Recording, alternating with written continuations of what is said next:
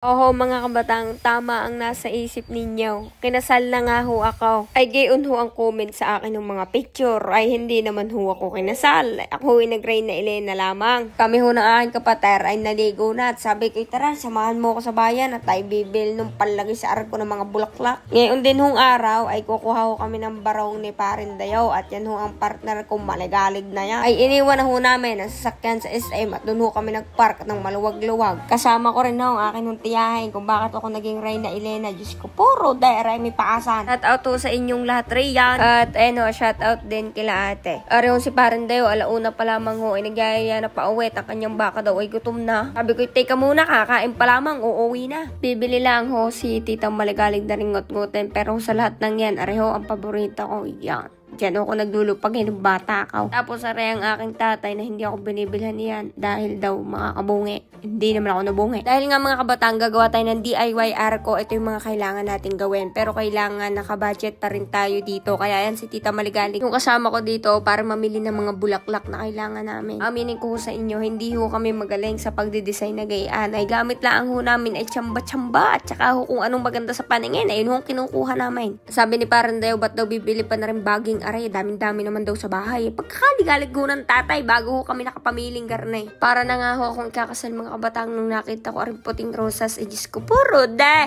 Kailan kaya ikakasal? Malapit na ho. Abangan ninyo. Inay, lulo, tatay at mga kamag-anak ko, handa na ba kayong makita kung nababa sa altar? Ay, Diyos ko, paano ma? Wag naman sana, di ba pwede? Usapang kasalan, areho si Maligalig ay kinasal na, kaya ho yan ang napili ng mga bulaklak dahil maganda ang kanyang taste. O, pandali naman. O, nahulaan na ninyo ang sinabi ni Parindayo. Sabi niya, dami-dami bulaklak to sa atin, ba't ka bibili pa? Ay, kayo nagkakasal ng pera. O, puro reklamo, tara na, uwi na tayo, kambing, hinahanap na ako. Ganyan o, nalabas sa bibig niyan. Kaya kami lagi magkagalit ng aking tatay.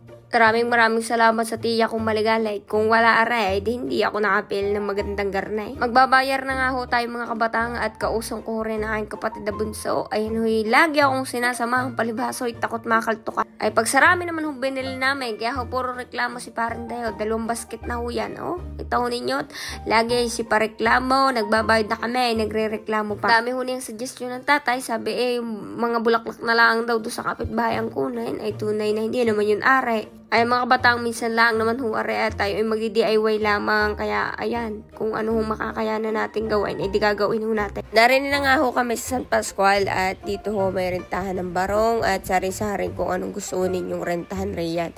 Ngayon ang hahanapin ho namin ay yung katerno ng aking isusuot para kay Parindayo. Ari nga ho ang kanyang natipuhan pero sabi ko hindi ang pandali kaya ho hinubar din. Basta ho garning kulay ay tamang-tama ho yan sa tatay. Kaya ho nung pagkakita are ay di na ho ang aming rentahan din ho. Are ang dalawa kong pinsang are pagkakaligalig. Yung isa naman ho basta nakaungkot na gayaw. Tingnan ninyo, sasalpukin yan. O, sabi sa inyo, dama yung isa Are naman si Mr. Poge, padal-dal ng salmen, wala pa sa rampahan, inangiti na. Lakas maka action star ni Parindayo. Tugtugan nga ho natin.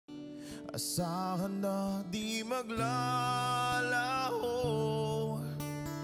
ang pag-ibig ko'y alay sa'yo lamang. Parang action star na iniwanan ng collab team. Ano nga ha? Kinabukasan mga kabatang, nagplano na kami dito kung paano namin sisimulan yung arko. At yung ninong ko yung gagawa na para makatipid na rin kami sa gastos. Bali, hinuhugisan ko lang yung gusto kong arko gayaan. Bali, 4 na paa kasi yun. At ayan, yan yung gusto ko. So, bahala na si ninong mag-actual ng gawa niya. Bali, ang mangyayari dito mga batang 4 to, yan, 4. Tapos ito, kawayan to, yan, kawayan. Tapos kawayan to na nakakurba, kawayan. At ito kahoyan. Kawayan din yan. Tapos ito, mayroong design sa taas. Yan. Pasa na natin to kay engineer. Magaling na talaga tong ninong ko gumawa. Magaling tong gumawa ng lamesa, bangkito, kung ano man hong ipagawa ninyo ay kayang-kaya niyan. Kaya ho, pinakita ko yung drawing na iyon ay basic lang ho sa ninong ko. Bale ho, nangalap lang kami dito ng kawayan. Marami namang kawayan din sa amin kaya hindi na ho namin yung problema. Unti-unti na nga nabubuo ng ninong ko yung sa drawing mga kabatang at kitang-kita naman ninyo na meron ng corona at tapos na yung arko na pinagawa natin. Sabi ko sa tatay, yung tangkal ho ng manok na gagawa, ariho ay hindi. Ito na, anong galit? Ako gusto pa ang magumbel. Sabi ko, ngayon mo nang pakalman niya at gawin mo na lang ang papagawa ko. Yan, lalakad tayo din sa unahang are.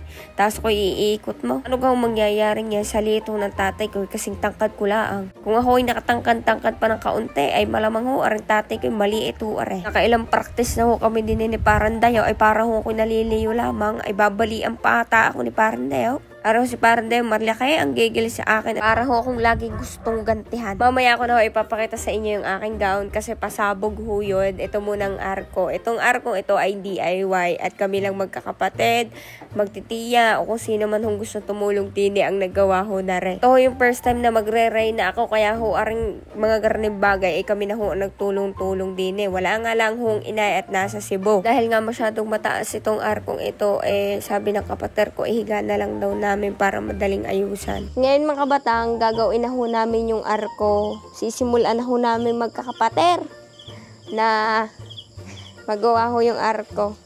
Tignan nyo, ang ganda ng bulaklak. Sige, practice daw kunwari kakasal. Saluhin mo, Kat.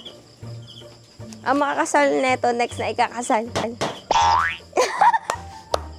Ito nga ho yung first time namin na magdidesign ng arko. Kaya kung sino man hong makakapanoor na rin na magaling sa garning larangan, ay pasensya na ho kayo. Tari lang ho ang nakayanan namin. Yung isa ko naman ho rin ang kapatid, ayan ho ay artist. Kaya kahit papano ho ay nabalanse ho ang bulaklak. Sinamahan pa ho ni Maligalig na magaling din sa mga gayang bagay. Kaya ho, ayan, kahit papano ho ay talagang naging pandali din naman mga gawa namin. Kahit papano ho ay nagamit ko ho din ang aking course. Ako ho ay MMA. Hindi ho mixed martial arts sa multimedia arts sa baka ho sabihin niyo yun nangangarat hindi ho gayaw. Wasak ho aray kung sakaling gayon ang mangyayari. Ano naman yung nagkamera ngayon sinong nasay mo ka? After nga ho ng ilang oras ay natapos na ho namin ang arko. Bukas na ho namin itutuloy. Tapusin ho ninyo rin vlog na arit mahaba-haba ho aray. Ngayong araw na nga yung piyesta May 28 at ito na yung pagkakataon para tapusin lahat ng mga kailangan tapusin bago sumapit yung hapon. Yung nagawa namin kagabi, yung mga kulang riyan, ako na ho ang nag-add. Tapos nilagyan ho namin ng pandikit para siguradong hindi yan malalaglag. Kaya mag-alala mga kabataan kasi marami pang ilalagay riyan. Doon na lang namin aayusin kila nanay. Mag-comment nga kayo rin kung pandali o hindi. Ngayon nga mga kabataan, magpapamakeup na tayo. Si RJ Rosales pala yung nag-ayos ng buhok ko at ang magme-makeup naman sa akin ngayon ay si Cedric Sulit. Yun na talaga yung nagme-makeup sa akin simula sa pool dahil magaling talaga siyang mag-makeup. Ito na yung pasabog dito mga kabatang. Ito yung gown na dinesign ni Sir Jesse Gonzales na talagang nakikita nyo naman sa mga post ko, reels ko na napakaganda. Isang karangalan nga para sa akin na masuot ang ganitong kagandang gown mga kabatang. Alam nyo ba na Sir Jesse din yung nag-design ng gown na sinuot ni Miss Rabia Mateo. Si Miss Rabia Mateo nga lang naman yung Miss Universe 2020 kaya talaga mga kabatang sobrang excited akong suotin tong gown na to ngayong araw na ito. Habang inaayusan nga ako mga kabatang, ito nangyayari sa labas. Ito yung mga kamag-anak ko. Ayan, syempre isasama ko to sa vlog kasi ayan yung mga kamag-anak ko talaga nagtutulong-tulong ho yan. Ikabit yung mga bulaklak din Palibasa late na dumating yung mga bulaklak na yan. Kaya ho, ayan, buti nga ho't nahabol pa at nadagdagan pa ring design sa arko. Kinalaja. Ito santo. Nakaraming pilit ho ako rin sa tatay bago ho yan naging partner at talagang pagkakaligalig ho niya at ayaw hong pumayag at malayo lang ang lalakaray. Pero nung nakita naman hong nakalutang ang gown ko, yaw, pumayag na. Gusto ko din mag-thank you sa dalawang assistant na pinadala ni Sir Jesse para ayun, alalayan ako dito sa gown na ito dahil hindi ko po ito kayang isuot mag-isa. Abangan niyo yung part 2 mga kabatang, yung kasunod ng vlog na are dahil sobrang haba na ho ng vlog natin na ito ay kailangan na ho nating mag-cut. So ayun, abangan niyo at ilalagay ko na lang yun sa comments section. Mag-comment kayo riyan kung i-upload ko na. Ayan mga batang, may bago ako nilalaro. Ayan, yung PHL Best. Laro tayo ngayon ng Super Ace. Ang pwede dyan 5 piso, 3 piso at 0.5. Ganun lang yun kababa mag-start. Try natin magtaya ng 100 pesos. Yan. 100 pesos try natin.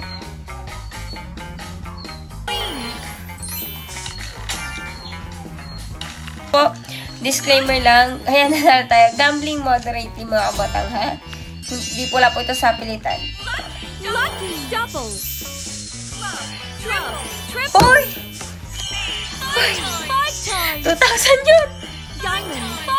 times. Jack 5 times. Paldo talaga. Paldo talaga dito. Kaya minsan swertihan lang din talaga to. At minsan natatalo din ako dito. Pumaldo ko ngayon.